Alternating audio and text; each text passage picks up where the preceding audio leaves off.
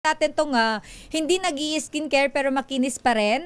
Oplan Tokhang mistulang criminal act daw. Ayon kay PNP Chief Torre, detalye balita mo. Sabi? Ang Oplan Tokhang Lakay para daw criminal act. Oo naman. Yes, so ayon yan kay PNP Chief na makikipag-boxing. Ayon ni Commissioner Beda Epres ng Ombudsman yan. Ay, CSR pala, CSR. Applicant pa lang. Baka daw ma-jinx. Alamin nga natin ang report. Yes, ni RH52 Edniel Parosa. Edniel. Lakay at Sister L, tinawag na palyado ni PNP Chief General Nicolas Torre III ng Oplan Tokhang na nagdaang administrasyon. Sa pambihirang pagkakataon ay mismong sa bibig ng hepe ng pambansang pulisya nang galing ang pag-amin na flaw ng kontrobersyal na sistema. Sinabi ni Torre na mistulang criminal act ang konsepto ng Tokhang kung saan nagbabahay-bayan mga pulis kahit walang bitbit na waranta. Sa kanyang talumpati sa harap ng PNP Press Corps, inihalin tulad ng top cup ang Tokhang sa paggawa ng headline o istorya nang walang maayos na source o ebidensya. Magugunitang mismong si Torre ang nanguna sa pag-aresto kay dating Pangulong Rodrigo Duterte na nililitis ngayon sa International Criminal Court dahil sa manoy crimes against humanity ng kanyang gera kontra droga. Pakinggan natin ang PNP Chief. Doing so, we commit, at the very least, slander. We commit harassment. Essentially, we commit a criminal act. Think about it. That is the heart of misinformation. Acting or posting before the truth.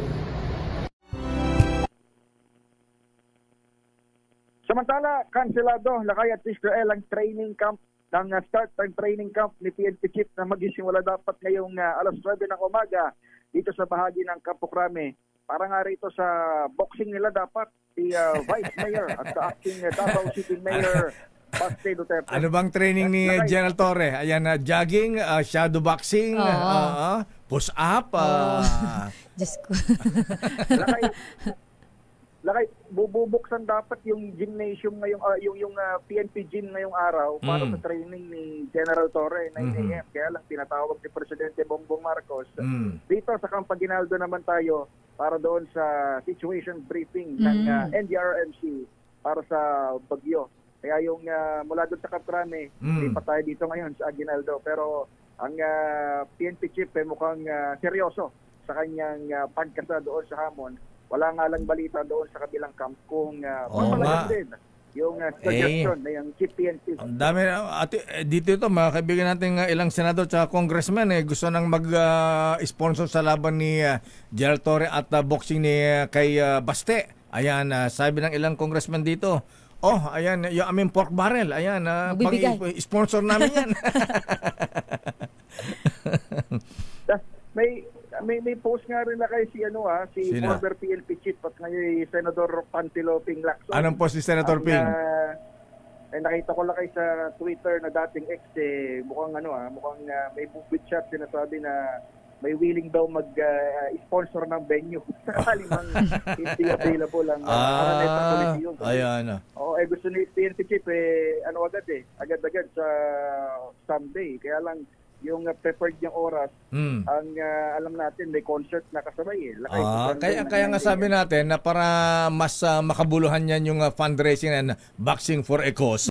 Abay, wag muna sa linggo. Ayan, paghandaan natin at daming gustong mag-sponsor. Ayan.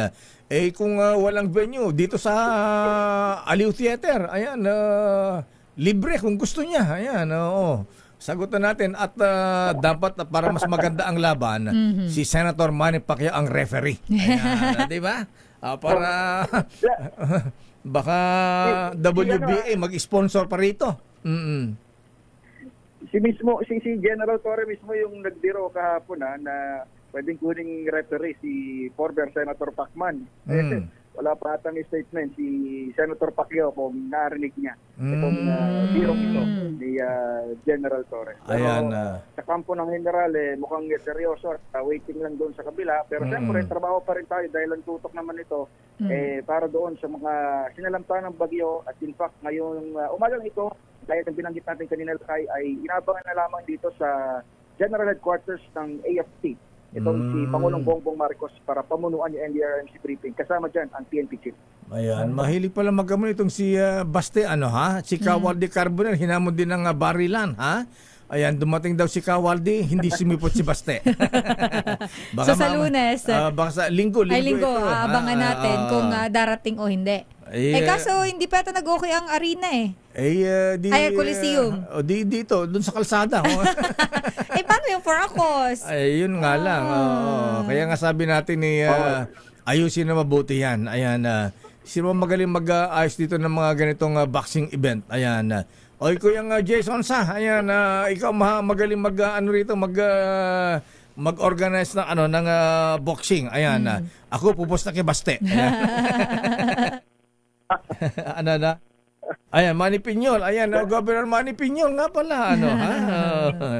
Ayan, sige. Dahil llamado si General Torre, ayan, kay Baste na ako pupusta. Ayan. Dehado ba? Dehadista. Ayan. Sige. Si Manong Chavit Singson. Si Manong Chavit. Si Manong Chavit magaling yan. Magaling mag-organize siya na lang kayo mag-organize. Baka bilyones pa ang kitain natin sa boxing na ito. Ayan.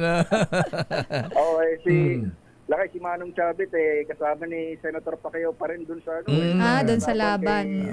Oo nga, wala. Oo nga, Manong Chavit, balato. Lang bilyon kaya. Kalaking kinita nito Manong Chavit. Namiss na mga Pinoy lakay ang laban ni Pacquiao, kaya hanggang dito sa hamunan ng PNP chief at sa Davao City Acting Mayor talagang tinututukan. Yan muna ang latest mula rito sa Camp Crame, Camp Aguinaldo. Balik sa inyo, Lakay at Israel. Daming